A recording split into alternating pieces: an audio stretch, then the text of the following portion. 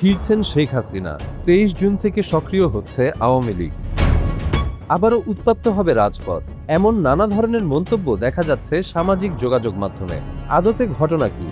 সত্যিই কি কার্যক্রম নিষিদ্ধ দলটি কোনো গোপন পরিকল্পনা করছে?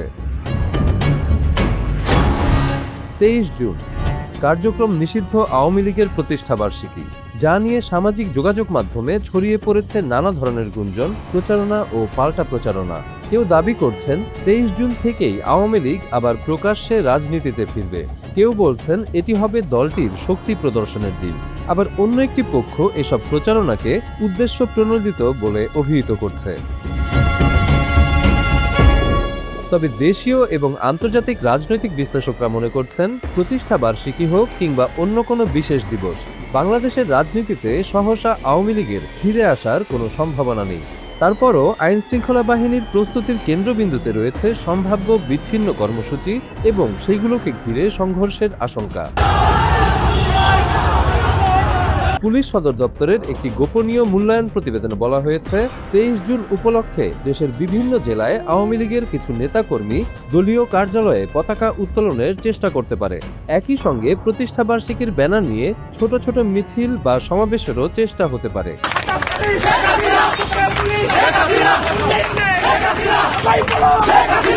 প্রতিবেদনে আরও বলা হয়েছে, এসব কর্মসূচিকে কেন্দ্র করে অন্যান্য রাজনৈতিক দলের নেতাকর্মী, বিশেষ করে এনসিপি এবং বৈষম্য বিরোধী ছাত্র আন্দোলনের কর্মীদের সঙ্গে সংঘর্ষের ঝুঁকি রয়েছে। এমনকি কর্মসূচি ঠেকাতে গেলে আইনশৃঙ্খলা বাহিনীর সদস্যদের উপরও হামলার আশঙ্কার কথা উল্লেখ করা হয়েছে।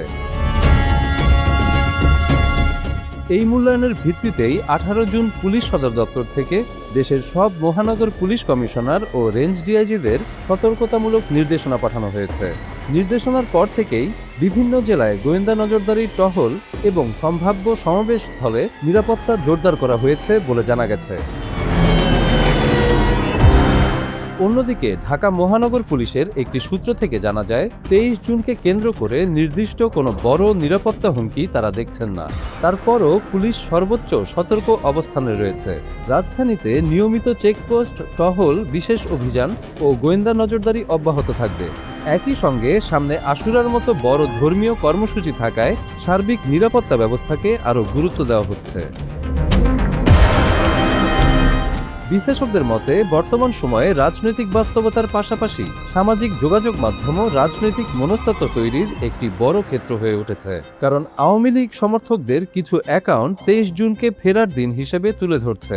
সূত্র মতে, আওয়ামী লীগ কর্মীরা সামাজিক মাধ্যমে লক্ষ লক্ষ ফেক পেজ তৈরি করে নানা ধরনের অপপ্রচার চালিয়ে যাচ্ছে শেখ হাসিনার ফেরা এবং 23 জুনকে ঘিরে তাদের নানা রকম কর্মসূচি নিয়ে। তবে এখন পর্যন্ত কোনো নির্ভরযোগ্য সূত্র প্রকাশ্যে কোনো বৃহৎ কর্মসূচির তথ্য নিশ্চিত করেনি, বরং বিভিন্ন সংবাদ মাধ্যমে প্রকাশিত পুলিশি মূল্যায়নেও বিচ্ছিন্ন কর্মসূচির সম্ভাবনার কথাই বেশি গুরুত্ব পেয়েছে।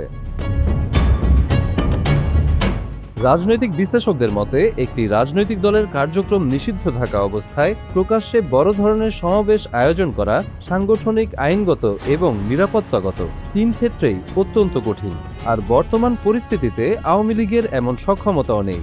যদি কোথাও কর্মসূচি হয়ও, সেটি সম্ভবত সীমিত পরিসরের, স্বল্প সময়ের এবং স্থানীয় পর্যায়ের হবে।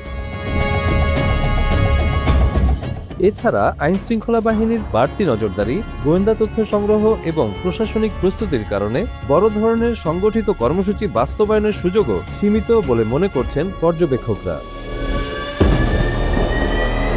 সূত্র মতে, পুলিশ সদর দপ্তরের মূল্যায়নে সবচেয়ে বেশি গুরুত্ব দেওয়া হয়েছে সম্ভাব্য পাল্টাপাল্টি অবস্থানকে।